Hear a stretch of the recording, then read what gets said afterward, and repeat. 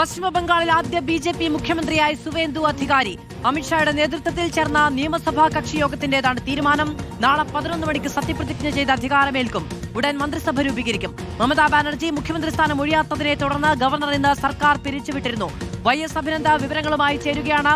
അഭിനന്ദ, ദീർഘകാലത്തെ BJP. Political project നിലവിൽ വരികയാണ്. പശ്ചിമ ബംഗാളിൽ സുവേന്ദു അധികാരി ആദ്യ ബി.ജെ.പി. മുഖ്യമന്ത്രി. മധു, ഒടുവിൽ അധികാരത്തിലേക്ക് എത്തുകയാണ്. സുവേന്ദു അധികാരിയെ ബി.ജെ.പി. നിയമസഭാ കക്ഷി നേതാവായും പശ്ചിമബംഗാളിലെ മുഖ്യമന്ത്രിയായും ഇന്ന് ചേർന്ന യോഗം തിരഞ്ഞെടുത്തു. കേന്ദ്ര നിരീക്ഷകനായി ആഭ്യന്തരമന്ത്രി അമിത്ഷായായിരുന്നു ബംഗാളിൽ എത്തിയത്. നാളെ 11:30 സത്യപ്രതിജ്ഞ നടക്കുക. ഇതിനായിട്ടുള്ള എല്ലാ ഒരുക്കങ്ങളും ഇപ്പോൾ പൂർത്തിയായതായിട്ട് ബി.ജെ.പി. സംസ്ഥാന നേതൃത്വം അറിയിച്ചിട്ടുണ്ട്. കൊൽക്കത്ത ബ്രിഗേഡ് ഗ്രൗണ്ടിൽ നാളെ 11 മണിക്കായിരിക്കും സത്യപ്രതിജ്ഞ നടക്കുക.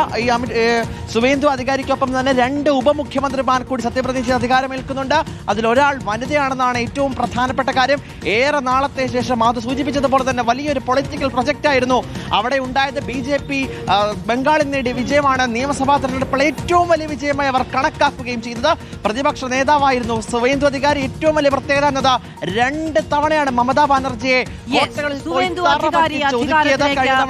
എന്ന തീരുമാനമാണ് വന്നിരിക്കുന്നത്. നാളെ 11 മണിക്കാണ് സത്യപ്രതിജ്ഞ. YS അഭിനന്ദ് വിവരങ്ങൾ നൽകിയത്.